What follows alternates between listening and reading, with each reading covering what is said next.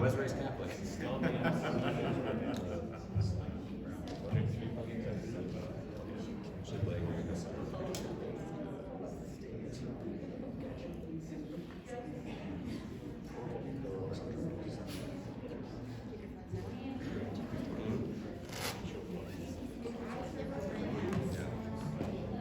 Actually, I'll do it better.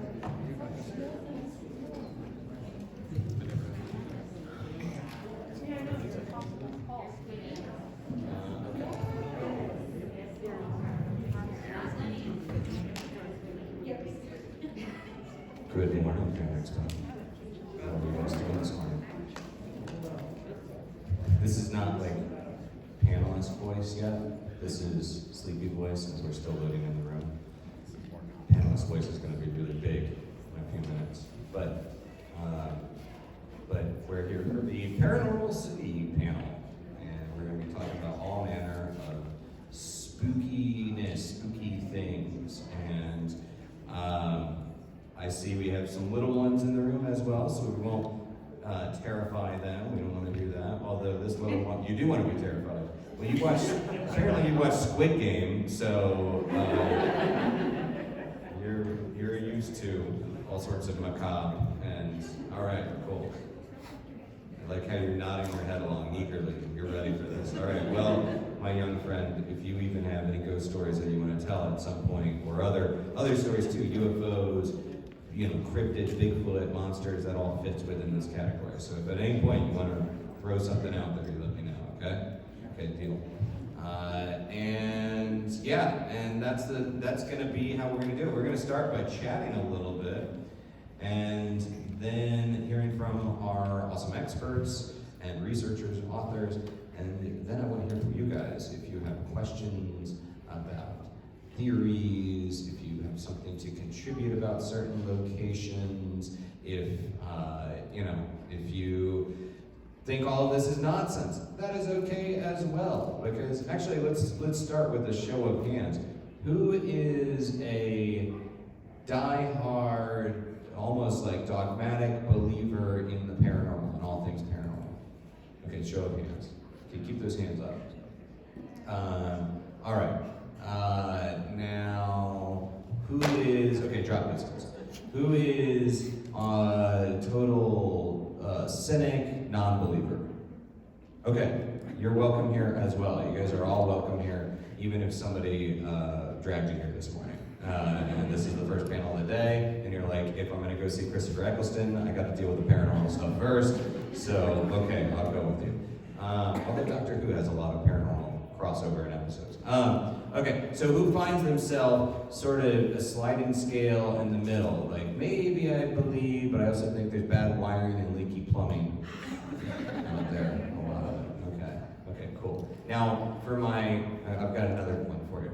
For my people that are big believers in the paranormal, okay, now we're going to do a separate set of hands. And this isn't just about getting you guys blood flowing in the morning. Okay, so who believes in ghosts? Okay, keep those hands up. All right. Who believes in Bigfoot? Ooh, Bigfoot, drop. We lost a couple people. Who believes in aliens? Okay, let me stipulate there. Aliens that have visited the Earth. Okay, all right. Who believes in elementals, nature spirits? Okay. Well, you said you were a total non-believer. I'm on both sides. I'm with him, so you Oh, okay. All right. right. Yeah, right, okay. Okay, who believes in fairies, trolls? Okay, hands still up. 1, 2 hands are up, maybe 3. Okay. Who believes in Tommy knockers? It's kind of a Colorado thing, isn't it? I've seen one. You've seen one. Okay, I want you to tell me that story a little bit later. Hold it for the end, so that way we have something to build up to. Okay, and then who believes in, let's see, things like jinn or hidden people or other kind of inhuman entities? Okay, all right, cool, all right. It's got a good cross-section of people here. I like it. Cool, well, you're all welcome. This is really going to be a panel about talking about history, talking about stories and theories, and I think that skepticism is a very good thing. And you can leave the door open for another minute, because, thank you. I think that skepticism is a really good and helpful and healthy thing. So I love my skeptics out there, but I also think part of skepticism is, yes, trying to explain what you can, but also being open-minded about the things that you cannot explain. And so everyone is welcome here for the Paranormal City Denver panel. With that said, I think we are pretty much right on time. I was stalling, and now I can officially begin.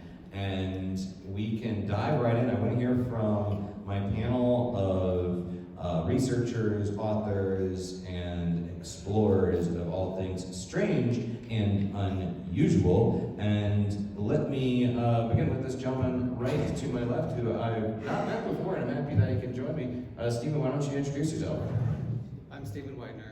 I'm an investigator. I go on a lot of trips with a lot of people, and I've been doing that for a very long time, over 30 years. I'm also probably the strangest one on this panel. I am a clarified demonologist through the Catholic Church. Clarified. Clarified. Okay. Which means I have clerics. Okay. Through the Catholic Church. Okay. And compared to other demonologists out there, or people that have demonologists on their business card, how does that separate you? I have been trained by the church to do what I do, and I was very fortunate actually to have 3 archbishops take me into the classes and put me through. I was the last one to have this done. The rest now they do courses for. You have to go to a specific seminary. The seminary for demonologists actually started after me. Cool. All right. And Richard, care to introduce yourself, sir? At what point did convention panel voice kick in? It's kind of... I'm still kind of low-key. Normally I'm like, it's 11 a.m. on a Saturday, but normally I'm like, FanExpo Denver! Happy Saturday, good to see all you nerds here. And it's basically building up to a wrestling match. But it just kind of kicks up a little bit. I'm going to just correct you on one thing, Aaron. So you said you're a little bit low-key, when obviously this lady in the front row is low-key. Oh! Well done. Thank you. So a TV host, a demonologist, and a paramedic go to a convention, if you had this one. My name is Richard Estep. I'm living as a paramedic up in Boulder. You can only imagine the chakras I've realigned at work. And I'm also an author of 26 books on paranormal. I appear on the TV shows Haunted Hospitals, Paranormal 911, Paranormal Night Shift, Haunted Case Files, and recently Destination Fear and A Haunting. And it's a real pleasure to be here this morning. All right, Richard, thank you for joining us. Yeah. Aaron. Hi, good morning. I'm Erin Taylor, coming from Colorado Springs. I have not been in the field as long as these two. As my whole life, but only on team for about 8-9 years or so. My husband and I are part of Cheyenne Mountain Paranormal Lead Investigators out in Colorado Springs. So we like to tag along to a lot of adventures, investigations across the United States. And I guess like my trade, I work as a therapist in a mental health agency. So I'm glad to be here. Thank you, we're glad to have you here. Well, you already met my better half. So, she kind of summed most of it up. As far as living profession-wise, I work with Colorado Springs Police Department down there, so we get to see some interesting things. And we actually met doing ghost hunting stuff. So that's kind of the fun of it. We worked with another group. We kind of broke off, did our own thing, and we got to meet up with Richard, and he'll introduce yourself here in a second. But made some great friends along the way. So I enjoy to see where we're going next. Hey, Kelly. Great. I'm Callea Sherrill. I have been investigating the paranormal for about 16 years now. I've traveled all across the country and been to some of those bigger locations that I'm sure that you're all familiar with. I also was at one point in another lifetime the resident paranormal investigator at the Stanley Hotel. And during that time, I appeared on Ghost Adventures, Ghost Hunters Academy, and a very famous podcast with Aaron Sagers. Thank you. Yes, we've known each other. It's fun for me because I've got new friends on the panel. I've got friends I've known for quite a long time and friends I've known for handful of years now, and so when you gather a bunch of people that, hang out in the dark, asking questions to something that they can't see and may or may not be there, you make some friends along the way. And my name is Aaron Sagers. I currently am on a show called Paranormal Caught on Camera. We are filming season 5. I got one woo out of the audience, that's good. Either it was a ghost who is a fan, or maybe someone that's a fan. Either way, I'll take it. I've previously been on shows, Paranormal Lockdown, Evidence Revealed as a host, and Portals to Hell. I hosted a show called Paranormal Paparazzi a handful of years ago, which I produced with Zach Bagans.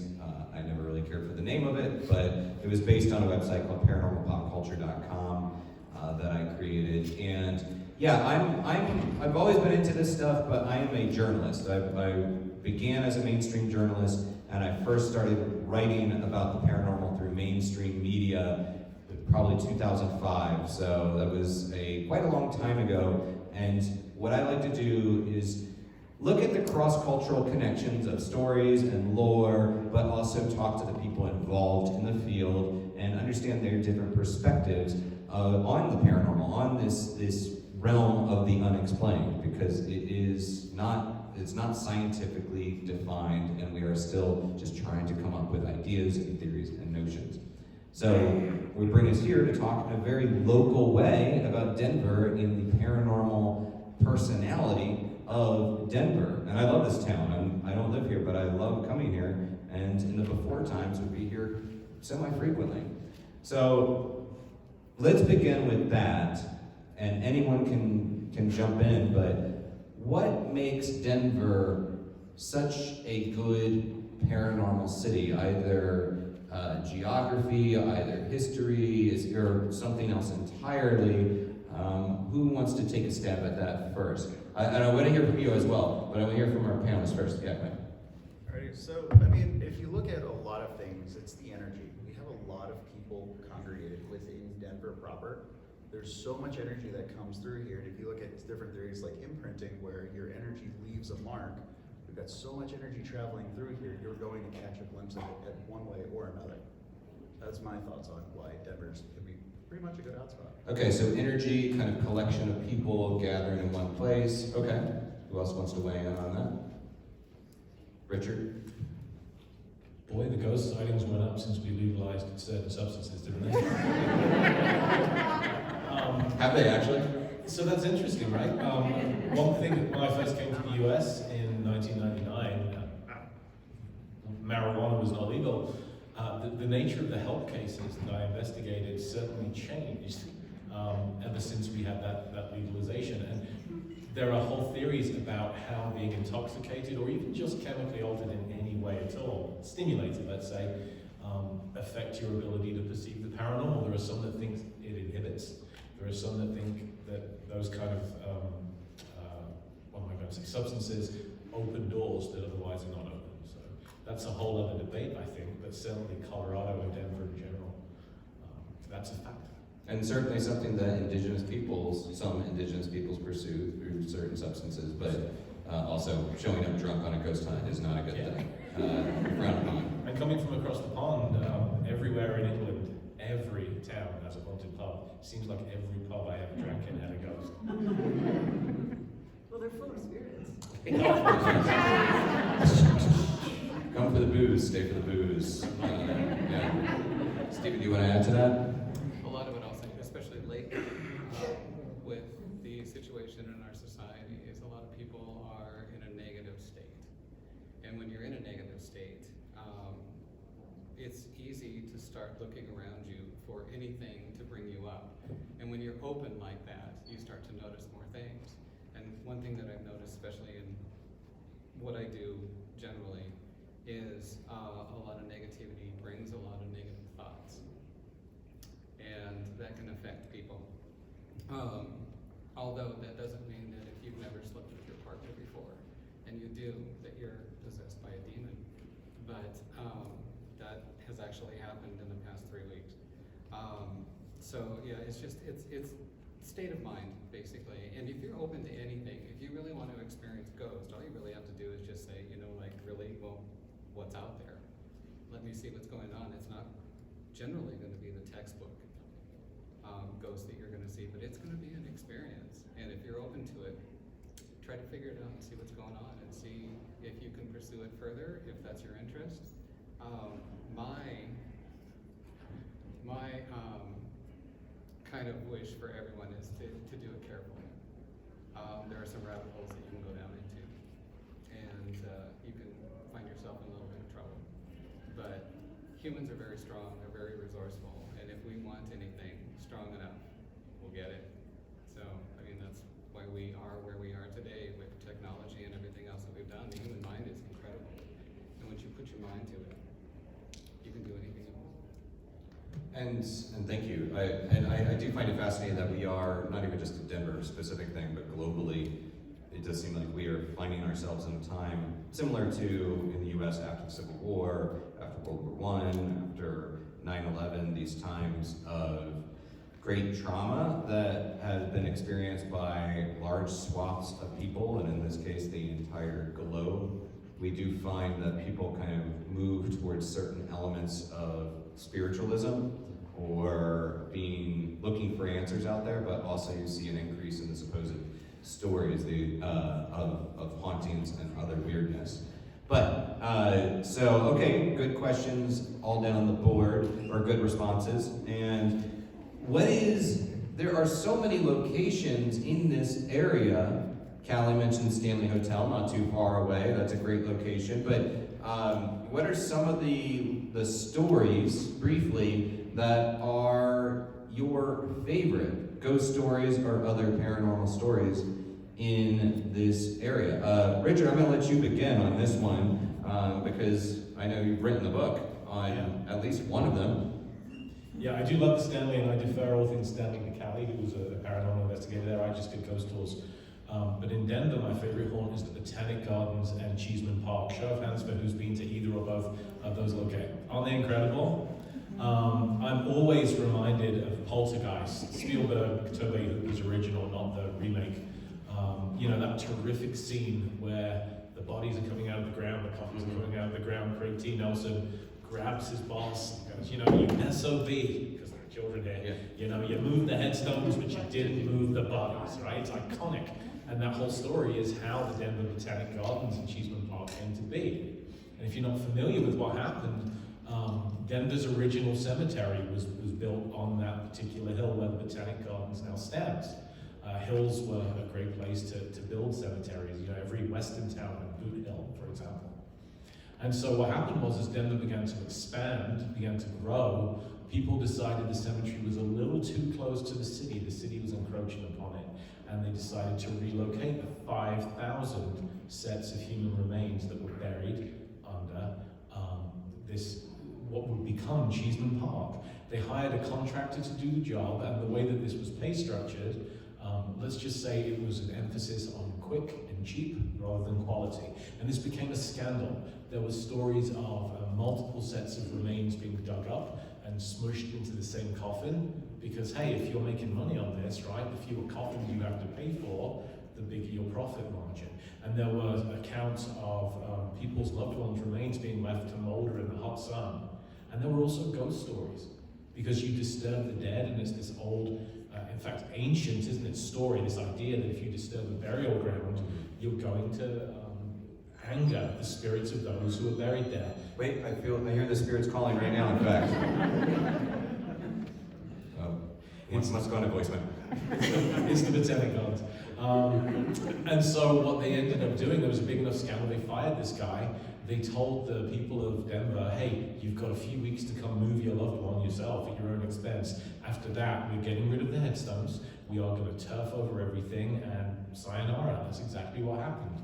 And it's estimated that of the 5,000 residents of that burial ground, 2,000-ish of them are still there to this day. Which explains why the Botanic Gardens is as haunted as it is. And as someone who investigates claims of the paranormal and writes books about it, I was delighted when they offered me the opportunity to take a small team of researchers and be locked in at the Botanic Gardens over several nights. They just had a night security guard quit. And it was the kind of quit where you leave in the middle of your shift. This person left their badge at the local 7-Eleven in the middle of the night. called their boss and said, mail me my check, here's where you pick up my badge, I'm done. And I don't know exactly what precipitated that, but as I interviewed the staff at the Botanic Gardens, they would tell me stories of, yeah, we don't really like to be here late after dark, and we've heard our names being called, things move, we hear voices in the building, things of that nature. The security guards who you should, or how many of you all are paranormal investigators? I know there are some of you out there. Yeah, so you always interview the people that are working at a location, right? And the security staff told me some incredible stories that they would go find, they would investigate claims that somebody was laying down in the park. They would see them disappear in front of their eyes when they approached these people. Initially, they thought it was just somebody sleeping off a few drinks, but they would disappear into thin air when they approached. So the staff there have a very lively time of it at night. And again, looking at the history, looking at how Cheeseman Park has so many sets of remains underneath it. We investigated in the basement of the Botanic Gardens where they have a lovely sign that said, please keep the door locked, it keeps the ghosts in. Which I suspect isn't true. And if you guys would like to see a little bit behind the scenes on this case, I'll be talking about it in this room at 1:30, I believe it is, with some photographs. But we were using our equipment, measuring various parameters, recording the sound of voices. We don't know where they came from, but very clearly when I asked where we were, a voice responded in a mass grave.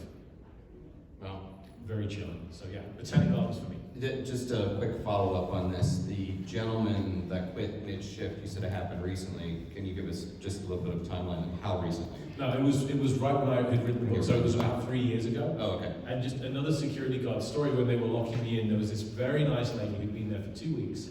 And she said, oh yeah, you're all the ghost hunters. I'll take you in. I've locked up the house. I switched out the lights, but I'll let you guys in. And I said, ma'am, do you believe in ghosts? You know, because working here, you may find that you have some encounters. And she said, I love all this ghost stuff. Nothing odd has ever happened to me, but I hope it doesn't. And literally, because timing is a wonderful thing, we turned the corner and the Waring house, half of the lights that she had turned off and locked the building was switched on. And she, like that, she went, all right, I'm letting you in, here you go, I'm gonna lock the door. You call the police if you need any help, okay? The quick follow-up to that is I've spent a lot of time at Eastern State Penitentiary in Philadelphia, not forcibly, but I chose to go there a lot, and I've worked with them a lot, and a lot of the staff there, it's a great location, a lot of the staff there, when you talk to them about ghosts, they'll be like, no, I've never seen anything, I don't really believe it. And whether or not, I think part of it is a coping mechanism, a survival tactic when you work there, because if you allow yourself to fully embrace the potential of being surrounded by ghosts in a place like that, it does make it quite difficult to work there. So you almost have to compartmentalize, silo the ghosts over here so you can just do the job. It's sort of my experience with it. And I'm willing to bet, because all of us on the panel have experience doing paranormal research, I'm willing to bet money if I ask this question. How many of you have interviewed a witness at a location that either lives or works there and said, have you experienced anything paranormal? And they'll say some variation of this.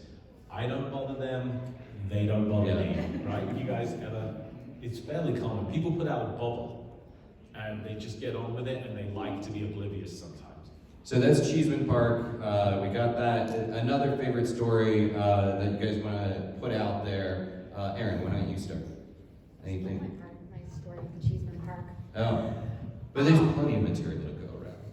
Well, no, he talked more about the botanical gardens part of it, and what always fascinates me about Cheeseman Park is, I would imagine that a bunch of you have been there. It's absolutely beautiful of a park. I mean, it's at the, vast green, what is it, what is it called? The pavilion. Pavilion, thank you, it was like escaping me. But you go out there, and last time I was out there was a few years ago, and gorgeous day, and I'm like a sucker for grass. I've lived in like a concrete jungle for a long time, so grass, it's like me and another gal, we're just sitting there and we're laying, and then it just crosses, like, we could be laying on all these people right now, and we're looking around, and it's just, people are out walking their dogs, they're playing frisbees, and like Richard was saying, there's all these individuals, and then you start looking around, you can see even the sinking of the grass, where these graves are. I haven't personally been there in the winter, but I hear it's even more noticeable when the snow is on the ground. So Poltergeist happens to be one of my favorite movies, so I have, I'm very much in that as an inspiration for them. But yeah, as far as Cheeseman goes, it's hands down one of the creepier stories that I have. And then of course the other one that comes to mind is the story of Riverdale Road. But I think you actually have more on that one, don't you? Okay. Riverdale Road. Oh, well, I used to live by Riverdale Road. I haven't really had any experiences there, but I know that, lots of people see a jogger running down the road. They've had crazy experiences with their car just shutting off for no reason. Small handprints appearing on their windows, which I find interesting because that is a claim of activity at a lot of outdoor locations. And so I have a feeling that might have something to do with like moisture in the air and that type of thing, because a lot of people get little children handprints in an outdoor location. But I do know that just a couple of years ago there was a girl who was killed along the road, and she was found because paranormal investigators were out there looking for ghosts, and they actually found her body. Oh so my. that was very interesting. I was not familiar with that. Yeah, that was interesting. Yeah, for me, I'm always kind of looking at, there's stories everywhere, but it makes it a little bit more compelling when there's history to back it up at the core of it. And that's sort of where I began from. Here's the history, okay, and here's what people say they have experienced. And according to theory, paranormal theory, this might be why. So, Steve, do you have one that you want to weigh in on? I have several, actually. I travel a lot. The reason we started traveling outside of Colorado is because we visited pretty much all the locations in Colorado. And I have my, when I get the itch and I can't travel very far, I have my specials. Lately it's been the Teller House in Central City. And it's an amazing, actually that whole entire Eureka Street area is an old mining town that is still there. The buildings are still there. There are a lot of storefronts, there's a lot of empty buildings. If you ask somebody in Central City walking up and down the street, if they have any experiences or whatsoever, they will point you in directions where they have seen activity. The Teller House is my favorite because I am able, through friends that I know, to go there whenever I want to. And I will sit in the captain's room on the second floor, which is a museum, and just take equipment and just sit there and listen. If you go there, there are people that will take you on tours, and the tours, I think, are like $2 or $3 for an entire group. So you can get them across the street at one of the vendors and just go in for a tour. Dutch is probably the one that's going to take you on a tour of the Teller House. I recommend it. It is the most incredible historic place I've ever seen. Can you give us a little bit of just a brief thumbnail of the history, why it might be prone to have paranormal activity? It's in a mining town, and at the time that it was built, it was the most popular and most royal place to go to visit. It was a hotel, complete with a bar. Stephen, didn't U.S. Grant stay there as Yes, he did. president? Yeah, yes, he did. And they actually specifically set up a room for him. They even, because it's a mining town and there's a lot of gold and silver there, they even spread gold dust on the sidewalk in front of the hotel, so when he got out of his coach, he could step on the gold before he went into the hotel. Things that you're going to see there, you will see shadow figures running around. You can be sitting in any one location and see a child turn around and look at you. That's not there. You can actually sort of see through them. You'll hear voices. Downstairs in the bathroom area, there's actually a hidden room behind the women's bathroom. That was a secret society room for rich gentlemen to basically hold their meetings and stuff in. Another location too is in Canyon City, and that's the Colorado Prisons Museum. It's extremely active. We go there, and every single time we've gone there, we get activity. A lot of things happen at that jail. A lot of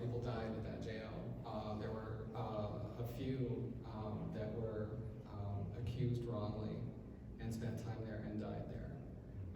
It's a fantastic place to go. So, if we may, one that I think most of us are familiar with, and I hope you are, and if not, I encourage you to, is the Cripple Creek Outlaws and Lawmen Museum. Have any of you been to Cripple Creek? It's a mining town also, and Aaron kind of reminded me of this when he talked about Tommyknockers and Stephen talking about Central City.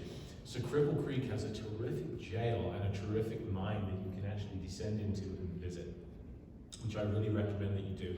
You ride the same mine car down as the miners would have, and it's terrifying. Yeah, terrifyingly claustrophobic. But the Outlaw and Lawmen's Museum there is the former jail.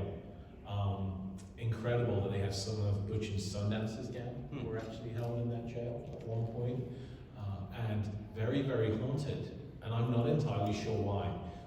But I was doing a charity investigation there, and my doppelganger was seen on the cell block, which was kind of interesting, and was dressed exactly as I was, except a slightly different colored shirt, as if one detail just wasn't quite right. And all of us that have done that location, I think, have That's definitely experiences. by far one of our favorite locations. You go back again. We go every year. We were just there last weekend. Yeah, and I mean, well, the doppelganger stuff is a whole other level of creepy when you encounter it. But Mike, I mean, you have a military background, work in law enforcement, and you investigate. So I'm curious about, I mean, you can take this into the direction of sort of your favorite well-known story in this area, or if there's another one from your own experience that you care to share. So, I mean, definitely some of our favorite ones. We were talking about Cripple Creek. We go back every year. You get more activity sometimes during the day than we will at night. So this whole theory that they only come out to play at night is everywhere. So that's kind of the fun stuff. We will visit, whether we're investigating or not, day and night. Erin gets a lot of her experiences up on the women's floor at the prison. And okay, so I was wrong. But she keeps more of the information. I do a lot of tech stuff. So that's a lot of fun here. So on the tech side of things, we're actually up at Estes Park, up at the Stanley, taking photographs. We're using our phones. It's all digital. It writes to a solid state hard drive. There's no reason it should disappear. Take pictures outside, all the pictures stayed. One inside, was it third floor? Second floor? So we're taking pictures of the inside of the Stanley Hotel. Okay, cool. Look at them inside. We're good. Go outside. We go to the little maze that they're making, kind of for the Shining and all that they're doing. Took pictures out there. Went to go review them. All of our internal photos were gone. So we have outside photos, no inside photos, outside photos. So we go back inside to take the photos, and we kept maybe a third of the photos after that. So it's like, how does something that writes permanently, how does it just disappear? So that was one of those, I can't explain it. I get excited when you can't explain the things that are going wrong, the things that are not normal, and that's what we enjoy. And we both have the memory of looking at these photos, because we went to the room, it's like, hey, this is the most haunted room. Everyone goes to take those photos, you know, when you go to visit places. But they weren't there when we went outside. And I'm going to open it up to you guys in just a minute, but Callea, may I ask you a Stanley question? Of course. Yeah, the Stanley, and I thought I was wearing the appropriate sweater for Halloween Colorado panel. So the Stanley is one of those locations that has become so famous for its ghost stories, even though, I mean, I'm going to say they don't like to talk about it anymore. There was a time, but there's a lot of lore that is not backed up by history, and then there's stories that are backed up by history. Is there a story at the Stanley that has documented historical origins that you actually think is credible as a paranormal event? It would be easier for me to answer the opposite question. Of what is not? Yeah. Okay, please take it that direction. I think kind of removing some of the incorrect information is worthwhile too. Yeah, I agree. But I mean, as far as historical information, obviously the Stanleys haunt the place, and there's plenty of historical references to the Stanleys. So I would say that would be the one. But as far as the incorrect references, I will tell you there is a story. It's probably the most famous story at the Stanley, and it's the story of Lucy down in the basement. They talk about a woman who was homeless in the late 70s, and they found her living in the basement when they went to remodel the concert hall. And they kicked her out. She went to town and she froze to death in the park in town. And then she's come back because that's where she was safe, warm, and happy. And I told that story hundreds of times, but behind the scenes, I was looking up any information that I could find about Lucy. Also interviewing the previous owner, Frank Normale, who owned the hotel at the time when that was supposed to happen. Nobody had any record whatsoever of Lucy. But here's the thing that I think is interesting about Lucy. While she might not have been a real person, while that might not have really happened to her historically, Lucy has very much come to haunt the basement of the concert hall. And I do believe that it is what they call a thought form, where so many people come in believing that it happens, and they go to talk to her and they communicate with her, and things actually happen. I have captured a laugh that I believe is Lucy's laugh. Some good friends of mine who investigated there captured a haunting woman singing. You can hear them, the investigators, whispering in the background, and then you can hear a woman, beautiful voice, singing in the concert hall. And I do believe that Lucy is real, but the story isn't. So. May I expand on that?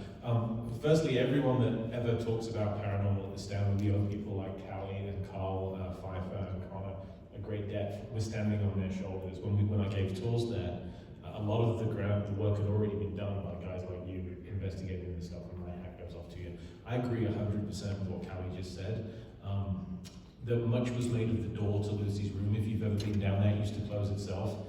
It was spring-loaded, and if you waited long enough, it would just close itself anyway. But something in that room did answer to the name of Lucy. It started acting as if it was an intelligent entity and leaving EVPs and things of that nature.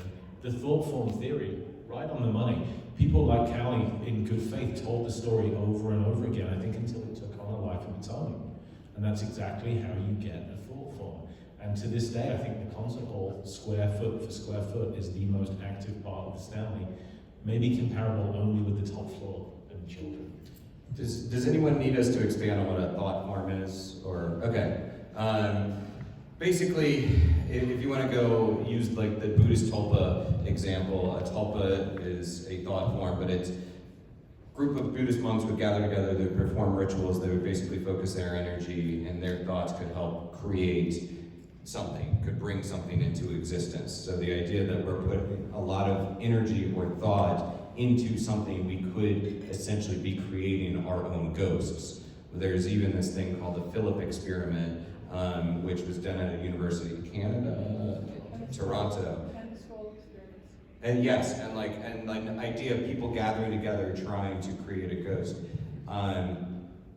There's a lot of stories surrounding it. I also kind of think, theory-wise, if you kind of put out a signal saying, hey, we want to talk to someone, maybe I'm Mr. Joe Bob Ghost, and okay, you want to talk to Lucy? Well, man, I've been dead for a long time, and I got a hankering for a conversation. Nobody's trying to talk to me, but I'm like, I'll answer to it. What? I'll be your Lucy. I mean, yeah, I'll be your Lucy. Yeah, you know. I mean, think of it also if you look at like more people might know Slenderman in the States, where it was came and created, and then all of a sudden it started showing up in the woods, started freaking people out. Because you think about it, you put energy. Again, back to energy. You put energy into it, it manifests itself. In like the Wiccan religion, they have what's called an artificial spirit. Yeah. You basically put that energy into it, and it becomes that spirit that you're wanting to create. So there's a lot of those things that thought forms can be very powerful. The more people think about it, the more they believe about it, it becomes solid. The Slenderman example is a great one because, yes, entirely created using popular archetypes and tropes, but created by a man on the internet, and yet if Buddhist monks, a group of 4, 5, 6 would gather together and focus their energy on creating a thought form, think about millions of people hunched over their computers around the globe, focusing intentionally, unintentionally their energy on this thing. kind of could potentially breathe life into it. And not to be a downer, but of course the Slenderman case led to murder. Yeah. You know, so these things have real world ramifications in ways that we often can't foresee. Not all good things come from ideas. No. Yes, I've been on the internet and on social media. And you asked who believed in trolls earlier. Yeah, exactly, yes. So I want to hear from you guys before we wrap up. Does anybody have any questions, theories, anything you want to put out there? Loki, you had your hand up earlier. I do have a photo that I took of the Stanley that I would like your guys' opinion after the panel. Okay, yeah, we'll take a look at it after the panel since we That was a can't long display time it. ago. Okay, It yeah. still freaks me out. I don't want you to be freaked out, but I'm excited to see it. Any other thoughts or questions? Yes, in the blue shirt. Apologize, this is the mask. So, I apologize, ADHD, I'll get to the point. Hi, Bob. Lucy, hi Mike. I think there's a good example, I'm a mid-skeptic kind of individual, so I think there's a good example out there to where the mass people have experienced, we just don't know about what we can't explain. Lucy's a good example. The Mandela effect. Mm-hmm. The idea that people believe he died in prison when he didn't. How many people here believes that Sinbad had a movie called Shazam? Because he did. But yet evidence exists otherwise. Whether you believe that's paranormal, I joke and say it's the doctor returning back in time to change history, but those are examples of across the board as individuals. Instead of an individual experience, it's a society experience. And society across a large variant, because we did not grow up in the same area, but we still had that same memory. Bingo. I grew up on the East Coast, and Aaron grew up here. We all have the same memories, but we're across the nation, across the globe. How are we all having the same memory, but it's wrong? Yep. And I think Lucy's a good example of where you get that inside of a little town or a small community. I also think psychologically, so, I believe in things. I also have a very finely tuned skeptical sense. And I know that when you go into a location, if you start saying like, I'm seeing something right here, if I have a room full of people, it's, I think, part of human nature to want to be part of that tribe, part of that community, and we start, seeing it as well. Not because we're lying, not because we're trying to be false, but we're convincing ourselves to be part of that experience. And that is a tricky thing that you have to be on top of with paranormal investigations. Social creatures. Social creatures, yes. Stephen, did you have something to weigh? It's called critical faculties. If you are thinking clearly and you're looking for an answer, the mind is the best thing, and it's the same way I get excited if I can't explain something away. The other, do you remember a while ago when Argo was on Coast to Coast and he did this experiment when there were different things going on in the United States, and he would have people focus on a specific thing, like if some place was on fire or there was a drought and they needed rain, he would have hundreds and hundreds and hundreds of people focus on that, and the next thing you know, it was rain.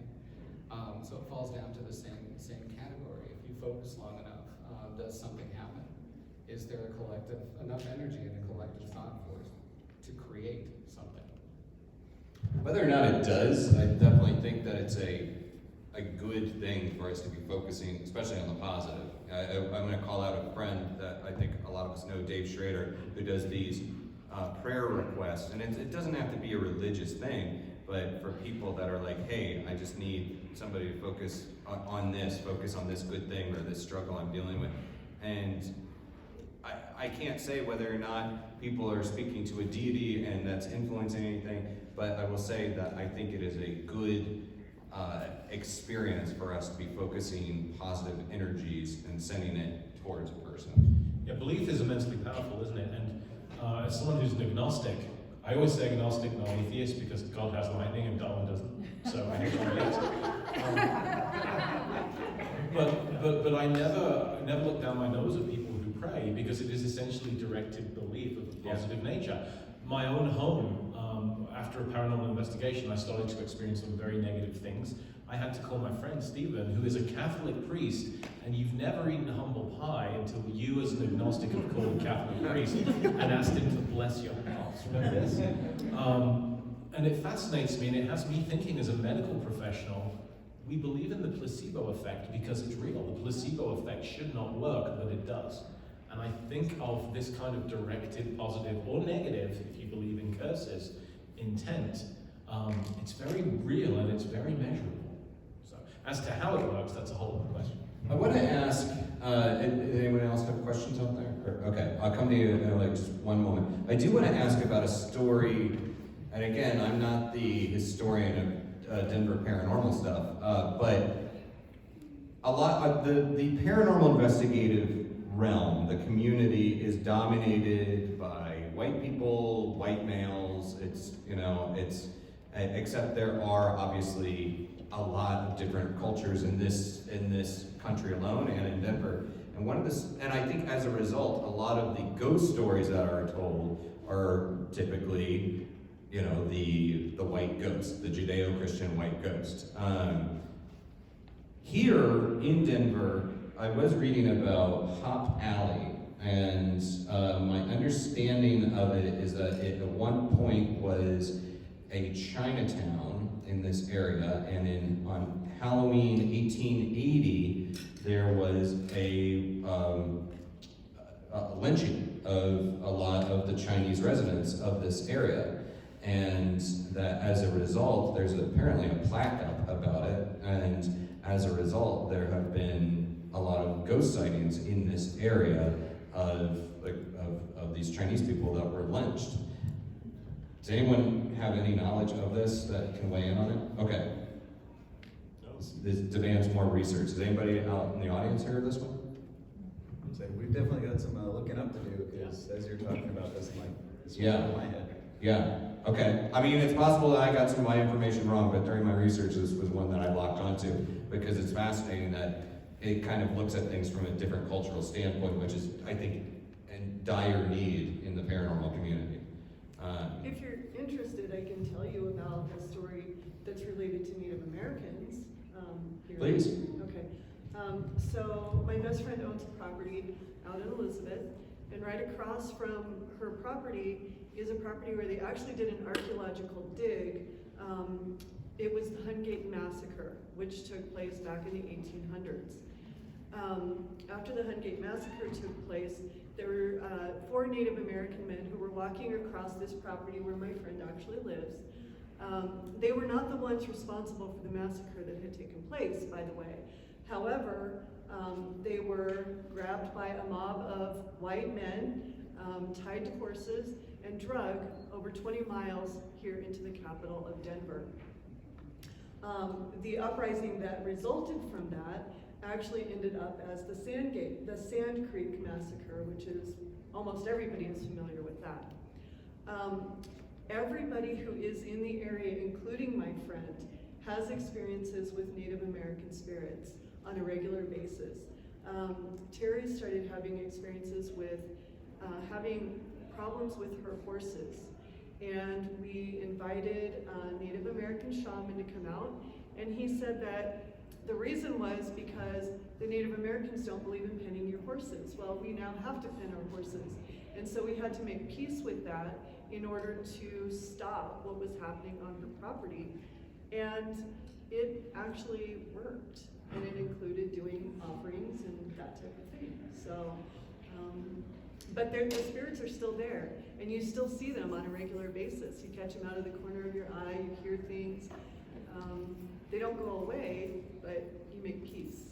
So. And if you're willing to travel just a little further north to Fort Warren, which is just across the border in Wyoming, one of the oldest, if not the oldest, continuously operating military bases in the U.S., continental U.S. I was asked to investigate there. This would be about 15 years ago. This was when the U.S. was at war in the Middle East, and so Fort Warren was very busy, and many of the servicemen and women were deployed.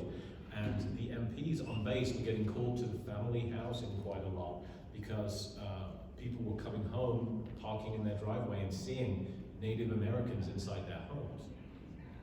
And it seemed to have been stirred up as the increased operational tempo of the base stirred up with the deployment. But I had the opportunity to talk to some of the MPs, and their job was to run security on the nuclear missile silos that they have out at Fort Warren. They have ICBMs out there. And what fascinates me about that is that the psychological testing to work around nuclear weapons is stringent for obvious reasons. So if there's ever such a thing as a credible witness, it should be these men and women. And they talked very openly about riding out on patrol in Humvees and seeing native braves, warriors riding across the prairie, and again, disappearing in front of their very eyes. And this was just a fact of life to those that served at Fort Warren. But what fascinated me was the credibility of the witnesses, you know? They don't want fanciful people, imaginative people guarding nukes for obvious reasons. And so I was immensely impressed with their caliber. I will say the level of degree that they go through to give you your clearances to work around nukes and other high-level intelligence, they pick you up hard. Yeah. They leave no stone uncovered. And yet they were also very openly, as they would tell me something like turn left at the gate, turn right, the same tone of voice, talking about seeing the apparitions of these natives. So very, very interesting indeed. So we are technically out of time. Sir, if you want to ask the question, I'll hang out afterwards and we can chat after that. But how can people follow you and support your work, Callea? You can follow me on Facebook, Callea Sherrill, Callea Sherrill. You can follow me on Twitter @justCallie, and that's really it. Okay, Mike. So you can catch us on CheyenneParanormal.com and, see, I got it wrong again. CheyenneMountainParanormal.com. Yes, it is a very, very long name. But CheyenneMountainParanormal.com, and we are also on Facebook. Great. Catch me at richardestep.net, on Facebook as Richard Estep Author, or catch me in here in a couple of hours. We'll talk about some more Denver haunts and go a little further afield, talk about some paranormal murder connections as it's Halloween weekend. You can catch me through our group, which is American Association of Paranormal Investigators. We're at ghostpi.com, and we're on Facebook. And my name is Aaron Sagers. First off, you can catch me all weekend. You're going to probably be seeing a lot of me. You can reach out to me on Twitter, Instagram, and Facebook at Aaron Sagers. Check out Paranormal Caught on Camera on Travel Channel and Discovery Plus. Also, I do a show called Ripley's, believe it or not, Ripley's Road Trip. It's a web series. Check that out. It's more oddities focused and history rather than paranormal. And I'll say this, like, I'm working with a website called denofgeek.com, and we are launching a more paranormal content vertical and initiative. We haven't announced it yet. I guess I just sort of did. So keep an eye out for more information like that, because if you guys are a fan of this content, I could use your support. Finally, if you are a fan of this content, please let FanExpo know so we can continue doing these kinds of panels. It's immensely important for you on their Facebook page, on feedback and everything, to say, hey, we like the strange, unusual, weird talks.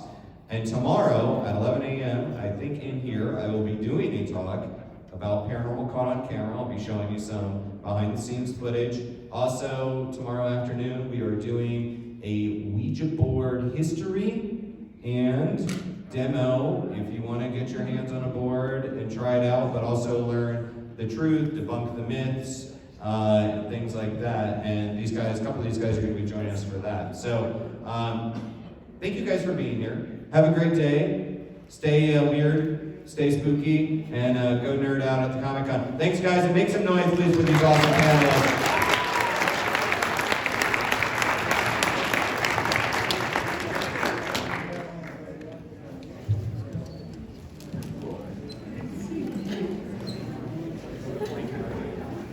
Well, that was interesting. That was pretty interesting.